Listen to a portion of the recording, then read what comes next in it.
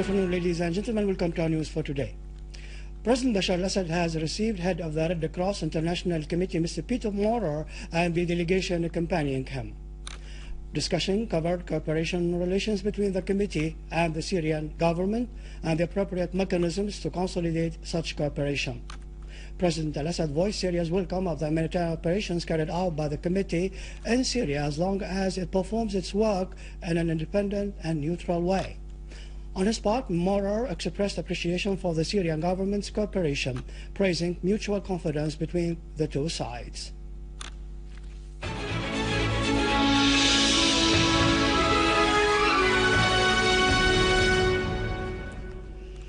Army units have chased a terrorist group who tried to attack law enforcement troops near Halat village in Telkalakh suburbs, killing 2 gunmen and capturing a 3rd terrorist, Ahmed Suleiman Hassan.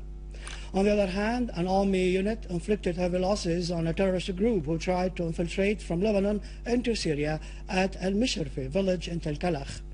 The armed forces scored direct hits on the terrorists and forced them to flee back into the Lebanese territories. The infiltration attempt coincided with fire shooting from Lebanese territories at the Syrian border guards in the site. Anti-terrorism squads raided today a hideout of the armed terrorist group in the town of Alfan, Shimali, in eastern Hama. A source in the governorate was quoted by SANA correspondent as saying that the operation resulted in the killing of 2 terrorists, including Nasser Hassan Mhamid, arresting their weapons. The source added that engineering units defused today an explosive device weighing 25 kilograms planted by an armed terrorist group under a bridge in Al-Ghab region.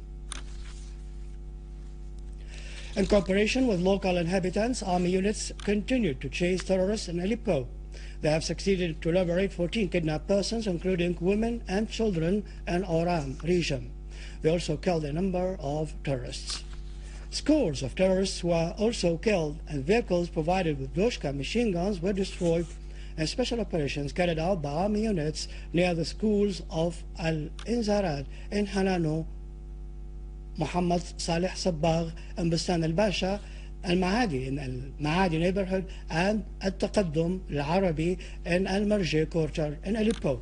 Meanwhile, the army forces continued to clean Saif al-Dawla neighborhood from terrorists. They have found documents and charts that included the names of terrorist groups and their distribution. They also found various weapons and communication equipment in an apartment used by terrorists in Saif al-Dawla neighborhood.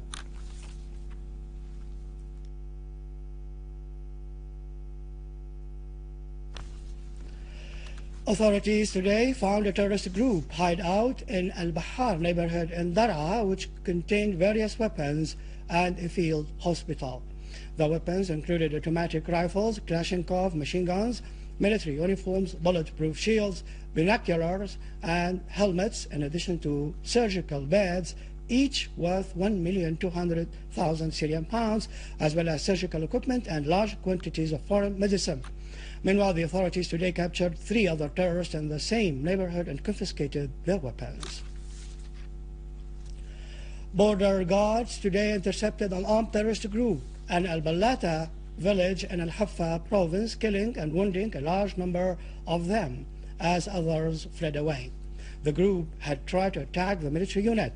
An official source in the region said weapons and ammunition hidden by the gunmen were confiscated.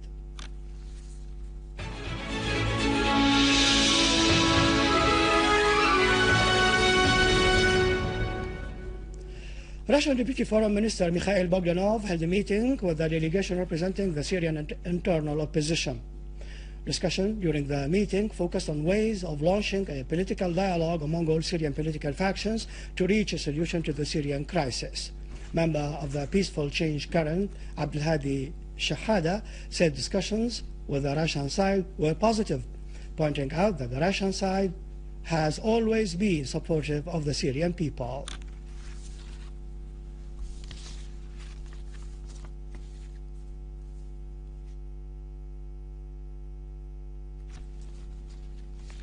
China renewed its support of a political solution to the crisis in Syria. Chinese Foreign Ministry spokesman Hong Li said in a news briefing today that China opposes any foreign military intervention in Syria because the only way to solve the crisis remains a political one. The Chinese statement came ahead of the visit by US Secretary of State Hillary Clinton to Beijing later today.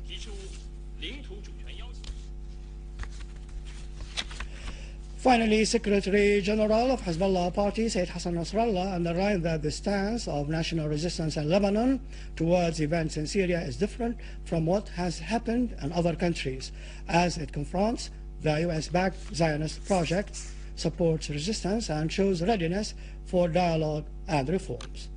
In an interview with the Al-Mayadeen TV channel, Nasrallah called for a halt of violence in Syria, a start of dialogue in order to make a political settlement in light of positive role played by countries like Russia and Iran to protect Syria from chaos and destruction. Nasrallah stressed that Iran exerts genuine efforts with any regional and international effort to find a solution to the crisis in Syria.